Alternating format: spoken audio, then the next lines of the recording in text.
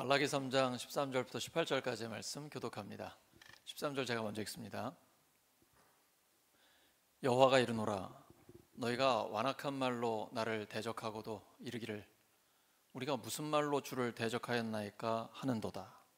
이는 너희가 말하기를 하나님을 섬기는 것이 헛되니 만군의 여호와 앞에서 그 명령을 지키며 슬프게 행하는 것이 무엇이 유익하리요.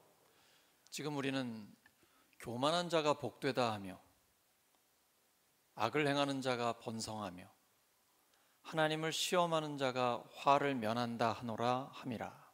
그때에 여호와를 경외하는 자들이 피차에 말하매 여호와께서 그것을 분명히 들으시고 여호와를 경외하는 자와 그 이름을 존중히 여기는 자를 위하여 여호와 앞에 있는 기념책에 기록하셨느니라. 만군의 여호와가 이르노라, 나는 내가 정한 날에 그들을 나의 특별한 소유로 삼을 것이요 또 사람이 자기를 섬기는 아들을 아낌같이 내가 그들을 아끼리니 그때에 너희가 돌아와서 의인과 악인을 분별하고 하나님을 섬기는 자와 섬기지 아니하는 자를 분별하리라. 아멘. 하나님이 아끼시는 사람, 하나님이 아끼시는 사람이라는 제목으로 하나님 말씀 전하겠습니다. 가슴이 뛰지 않으십니까? 하나님이 아끼시는 사람 누굴까요? 옆 사람 축복해 주시기 바랍니다. 당신은 하나님이 아끼시는 사람입니다.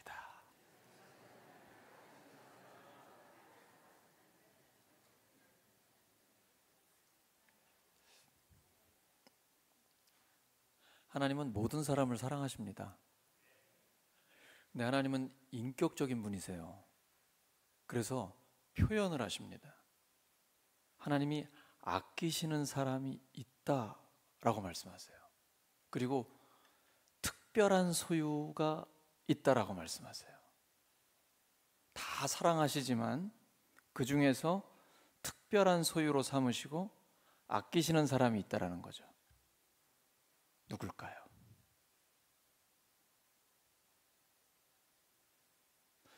하나님을 경외하고 하나님의 이름을 존중히 여기는 사람입니다. 경외한다는 것은 무서워하거나 공포스럽다는 얘기가 아닙니다. 공경하면서 두려워한다라는 것입니다. 하나님을 너무 사랑하는데 동시에 두려움이 있다라는 거죠. 하나님은 예수님의 생명을 내어주실 정도로 우리를 너무 사랑하십니다. 근데 반대로 얘기하면 예수님이 십자가에서 죽으셔야 할 정도로 죄에 대해서는 반드시 심판하십니다. 공의로운 하나님입니다. 말씀 한마디로 우주 만물을 다 만드십니다. 믿음으로 알죠? 세계가 하나님의 말씀으로 지어졌다는 것을 우리는 다 압니다. 보이는 것은 나타나 있는 것으로 말미암아 된 게 아닙니다. 빛이 있으라 하면 빛이 생깁니다. 이것이 말씀의 능력이죠.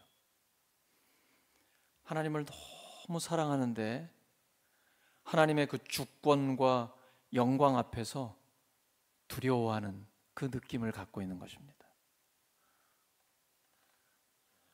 하나님을 두려워하지 않는 것이 가장 두려운 것입니다. 하나님을 두려워하지 않으면 곱비 풀린 망아지 같이 됩니다. 말을 함부로 합니다.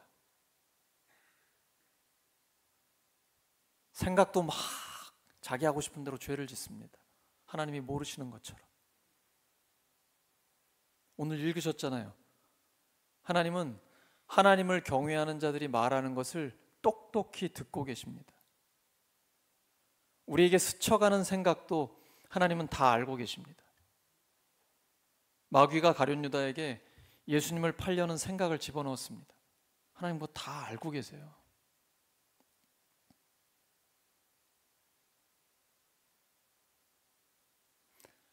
하나님을 경외한다라는 것은 이 두 가지가 함께 가는 것입니다. 사랑과 두려움입니다. 하나님을 두려워하지 않으면 하나님을 경험할 수 없습니다. 이스라엘 백성들처럼 됩니다. 말라기는 지금부터 약 2500년 전에 기록이 되어 있습니다. 그런데 오늘날의 상황과 너무 비슷합니다. 예배를 형식적으로 드립니다. 하나님의 것을 도둑질합니다. 온전한 11조를 드리지 않고 봉헌물을 흠이 있는 것으로 드립니다. 분명히 자기 가축 중에 흠 없는 게 있는데도 불구하고 속이는 거죠. 흠 있는 것으로 드립니다. 상품 가치가 없잖아요. 아마 그렇게 생각했을지 몰라요. 어차피 재물은 죽을 거잖아요. 눈 멀거나 병든 거나 건강한 거나 어차피 죽을 건데 뭐. 하나님이 모르실 줄 알고. 만약에 그런 선물, 눈 멀고 병든 그런 가축을 선물로 해가지고 한번 울산 시장한테 줘보시겠어요? 대통령한테 그렇게 흠 있는 선물 한번 드려보시겠습니까? 줘보시겠습니까? 좋아할까요? 하나님 여기서 분노하고 계십니다. 하나님은 굉장히 민감하게 보시는 게 있어요. 하나님의 영광, 하나님의 명예입니다. 하나님을 두려워하지 않는 자는 아나니와 삽비라처럼 됩니다. 초대교회에 큰 충격이었습니다. 헌금들이 다 죽었습니다. 바나바처럼 사람들에게 인정받고 싶었어요. 자기 소유를, 땅을 팔아가지고 이게 다 가져온 것처럼 속였습니다. 영적인 눈이 어두워지면 하나님도 못 보신다라고 생각하는 거예요. 어찌 감히 성령을 속일 수가 있습니까? 그는 그 자리에서 죽었습니다. 신앙생활은 교회에서 하는 게 아닙니다. 주일에는 다 믿음이 좋아 보입니다. 진짜 신앙을 확인할 수 있는 건 월요일 아침입니다. 가정에서, 직장에서, 내 삶의 자리에서 어떤 생각을 하며 어떤 말을 하고 어떤 결정과 행동을 하는지, 또 관계를 어떻게 맺고 있는지를 보면 알 수가 있습니다. 일상생활의 신앙이 굉장히 중요합니다. 하나님은 모든 곳에 계십니다. 그래서 우리는 모든 곳에서 하나님의 임재를 경험해야 합니다. 경험할 수 있습니다. 일상생활의 언어를 하나님은 듣고 계십니다. 너희 말이 내 귀에 들린 대로 그대로 해주겠다고 말씀하셨습니다. 출애굽한 이스라엘 백성들이 광야에 있다가 가나안 정탐꾼들 12명을 보내고 그들을 맞았습니다.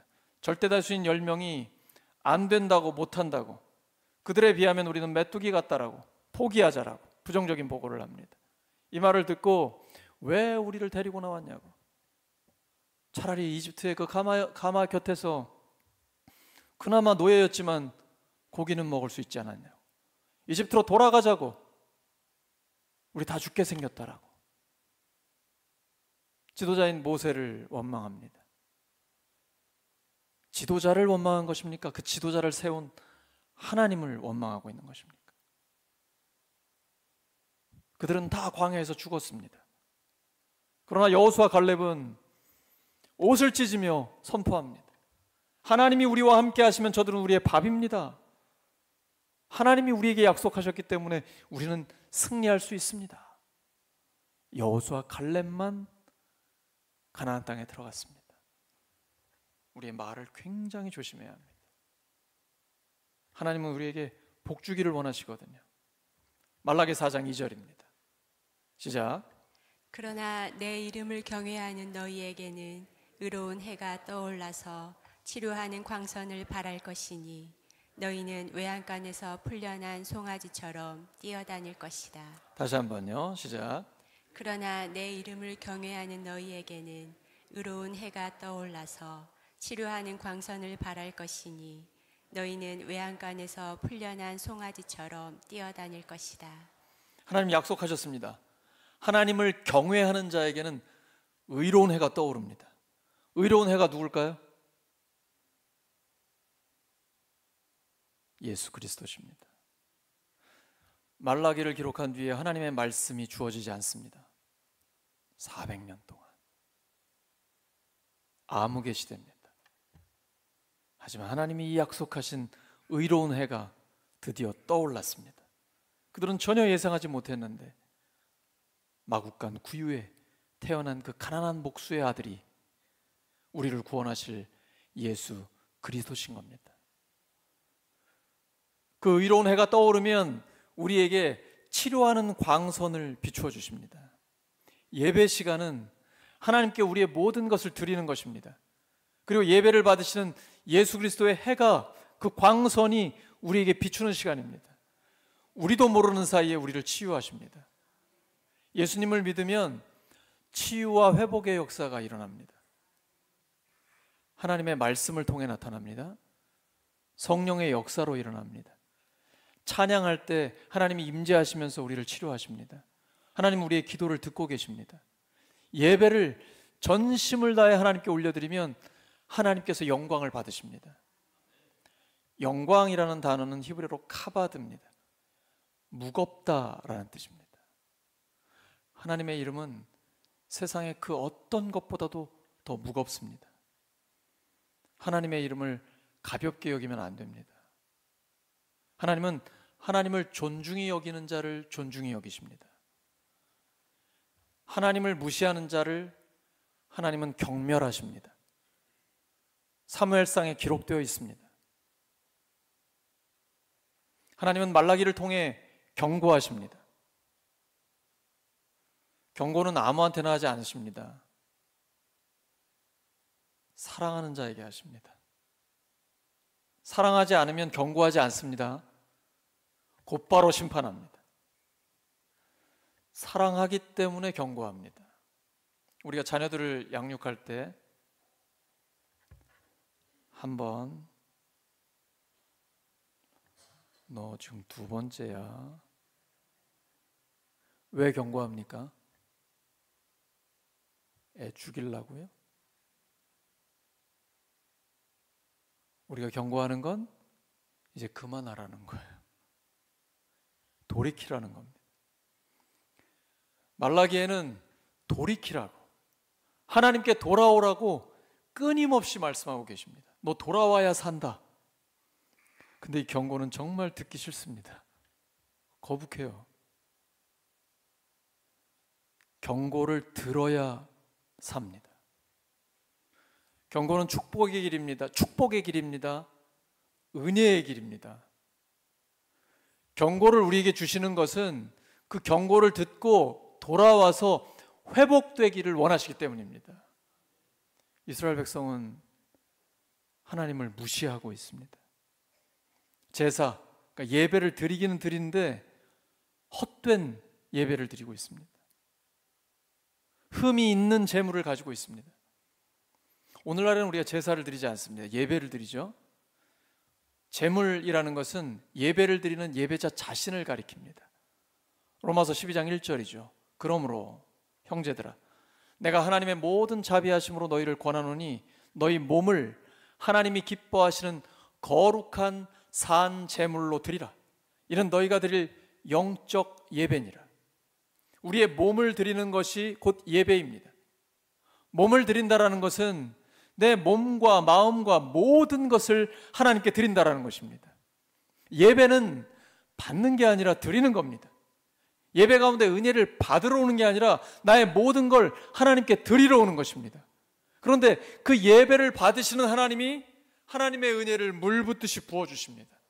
우리에게 성령의 충만함을 주십니다. 하나님이 살아계시고 함께 하신다는 것을 우리로 경험하게 하십니다. 예배를, 정말 예배다운 예배를 하나님 앞에 드리면 모든 게 해결됩니다. 모든 게 살아납니다.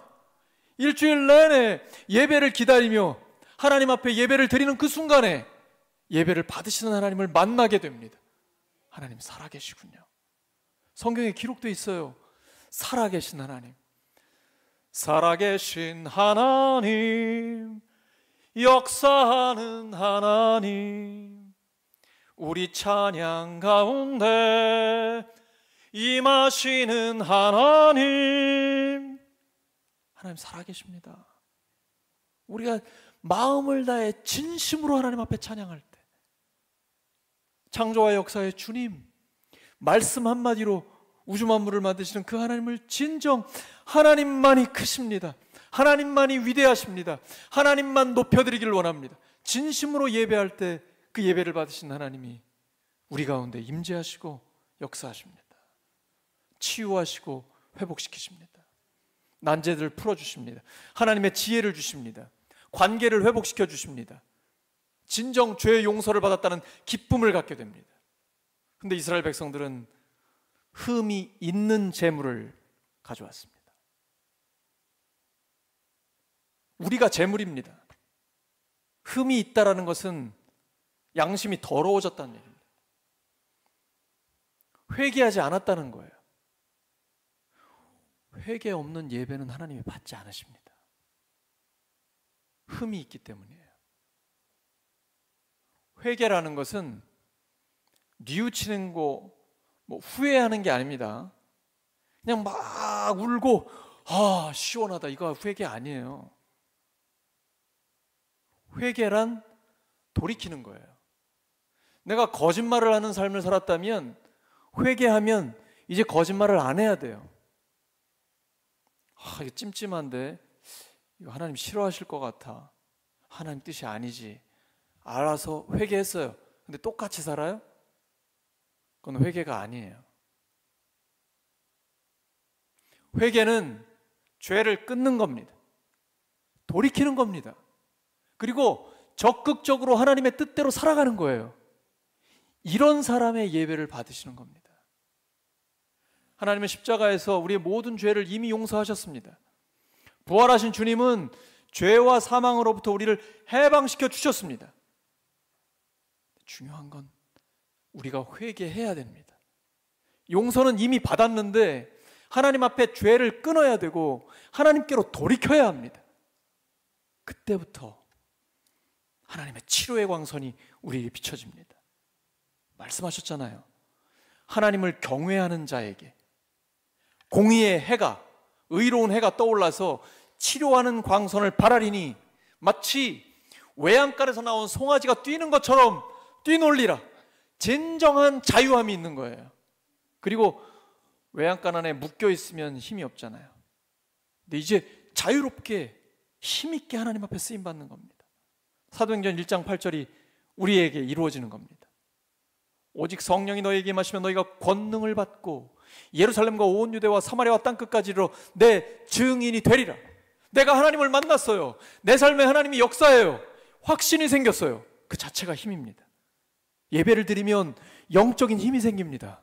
이 영적인 힘은 매우 현실적이고 실제적인 힘입니다. 삶에서 진짜로 이기게 합니다. 우리가 이기는 이김은 믿음입니다.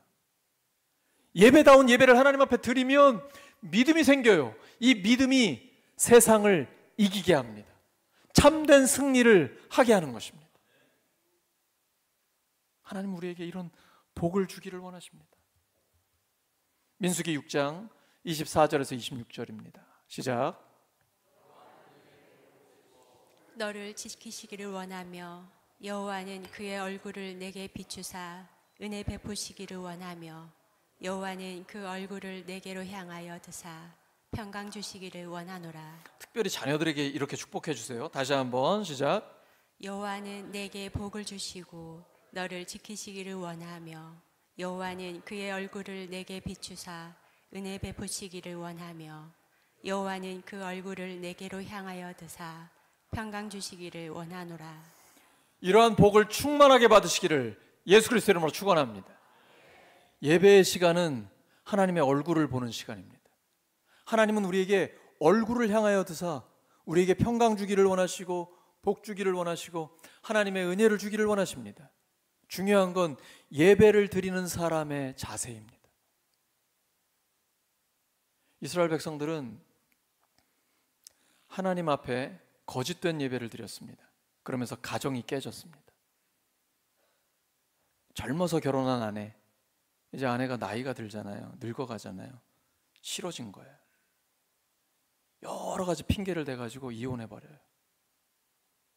그리고 연약한 아내를 학대합니다. 때립니다. 그리고 옷으로 가리게 하죠. 하나님은 분노하시는 거예요. 결혼은 자기들끼리 좋아서 하는 게 아니에요. 하나님 앞에 언약하는 겁니다. 남편이 아내를 떠나, 남편이 부모를 떠나, 아내를 떠나면 안 됩니다. 남자가 부모를 떠나 아내와 한 몸을 이룹니다. 하나님이 맺어주셨으니까 사람이 가를 수 없어요. 근데 이스라엘 백성들은 하나님 앞에 맺은 언약을 그냥 아주 가볍게 여깁니다. 꼭 우리 시대와 같습니다. 하나님이 맺어주신 그 가정의 소중함을 망각했습니다. 그 가정 안에서 최고의 복과 행복을 누릴 수가 있는데 다른 데서 찾습니다. 그러니까 죄를 짓게 되죠. 예배가 무너졌다는 것은 모든 게 무너졌다는 얘기입니다. 예배가 지루하십니까? 여러분 지금 신앙생활을 잘못하고 계신 겁니다. 하나님은 지루하신 분이 아니에요. 아침마다 새롭습니다. 예레미야 예가에 기록되어 있습니다. 아침마다 새롭고 또 새로우니 주의 성실이 금이라. 성실하신 주님. 하나님 정말 신실하신 분입니다. 예레미야는 이스라엘이 멸망합니다. 민족이 망합니다. 바벨론의 포로로 잡혀갈 걸 보고 있습니다. 그것 때문에 너무 가슴 아파 슬픔의 노래를 부른 것이 예레미야 예가입니다. 그럼에도 불구하고 거긴 희망을 노래합니다. 하나님은 아침마다 새롭습니다. 주님의 은혜가 날마다 새롭습니다. 믿음은 한 번에 확 성장하는 게 아니에요. 한 번, 두 번 예배를 드리면서 날마다 새롭게 하나님을 경험하면서 믿음이 조금씩 성장해 가는 거예요. 믿음은 바라는 것들의 실상이요, 보이지 않는 것들의 증거예요. 예배를 잘 드려야 그 믿음이 생기는 거예요. 교회는 믿음이에요. 하나님의 말씀을 믿는 거예요. 그리고 그 말씀이 우리의 삶에 실제로 이루어지는 것입니다. 하나님은 말라기를 통해 경고하고 있습니다. 빨리 돌이켜라. 그래야 내가 너희들에게 돌아간다. 나에게 돌아와 하나님을 경외하면, 하나님의 이름을 존중하면 나도 너를 존중히 여기겠다. 너는 나의 특별한 소유다. 효도하는 자식 부모가 아끼잖아요. 그것처럼 하나님께서 우리를 너무너무 아껴주시겠다라는 겁니다. 하나님 우리에게 복 주기를 원하세요. 중요한 건 우리의 태도예요. 우리 앞에 복과 저주가 함께 있습니다. 신명기 28장에 기록되어 있죠. 이스라엘 백성들은 스스로 저주를 선택했습니다. 그러니까 심판받죠. 하나님은 우리가 복을 선택하기를 원하십니다. 지금은 저주가 없습니다. 예수님이 십자가에서 모든 저주를 다 끊어주셨습니다. 저주 중에 저주는 예수님의 십자가입니다. 우리의 모든 저주를 예수님이 친히 당해주셨습니다. 그리고 부활하심으로 모든 죄와 죽음과 저주를 끊어버리셨습니다. 그러나 징계가 있을 수 있습니다. 고린도 교회를 보시면 성찬 예식을 하면서 가난한 자들을 차별했습니다. 무시했어요. 늦게까지 노동을 하고 오는 그들을 기다려주지 않았습니다. 부자들은 여유가 있으니까 일찍부터 와가지고 실컷 먹고 마음껏 마셨어요. 가난한 자들은 안 그래도 비참한데 교회까지 와서 더 비참해집니다.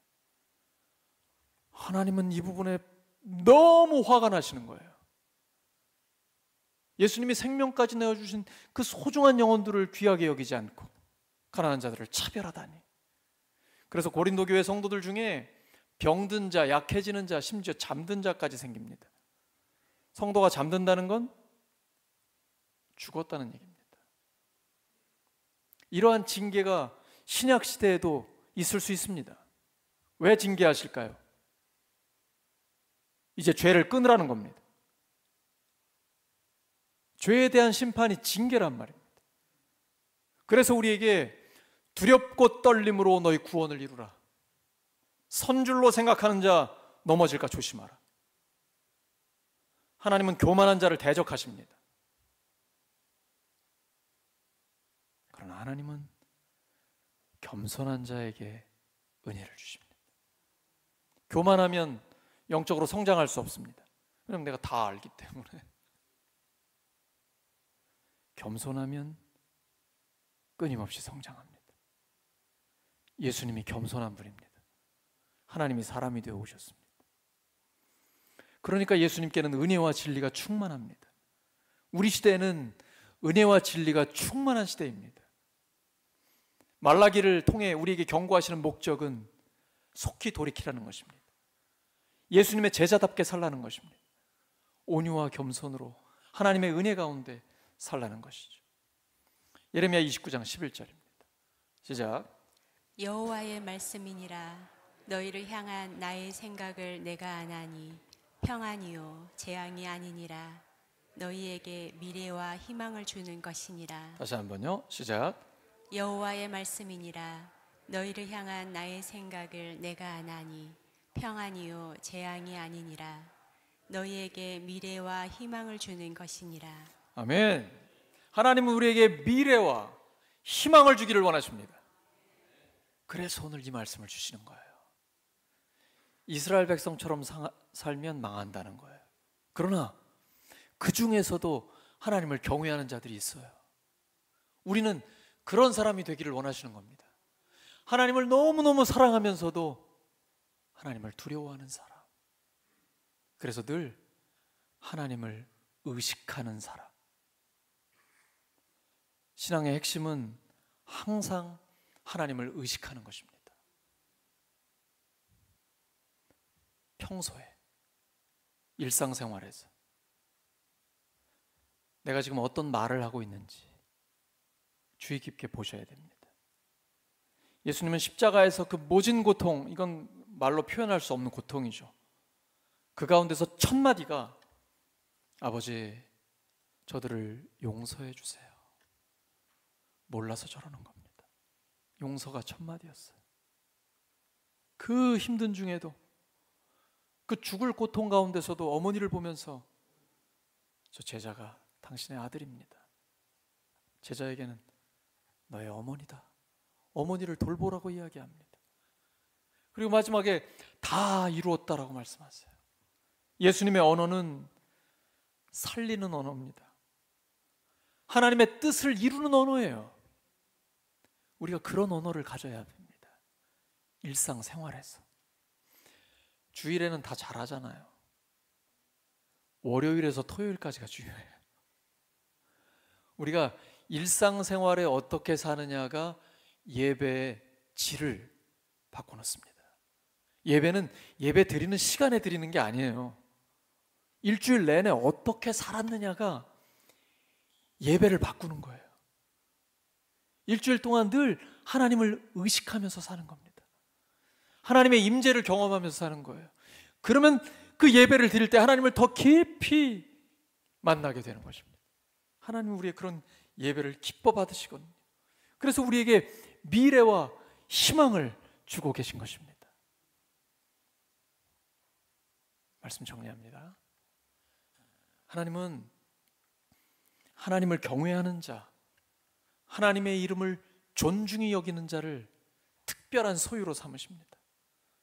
그리고 너무 아끼십니다. 마치 부모를 섬기는 그 자식을 부모가 아끼듯이 하나님은 우리를 아껴주십니다.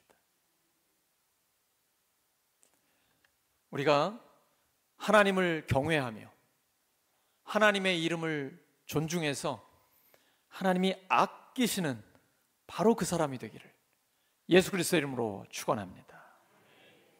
말씀 기억하면서 합심하여 기도합니다. 하나님 아버지 감사합니다. 오늘 저희들이 하나님 앞에 있습니다. 하나님을 경외하며 하나님의 이름을 존중히 여기는 바로 그 사람 저희들이 되게 하여 주시옵소서. 하나님 도와주세요. 하나님의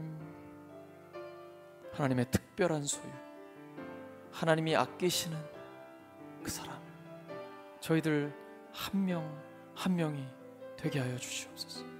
하나님 불쌍히 여겨주세요. 하나님의 경고를 듣고 돌이키게 하여 주시옵소서. 하나님의 말씀 앞에 절대 순종하게 하여 주시옵소서. 저 자신, 저희들 모두가 그렇게 변화되게 하여 주시옵소서.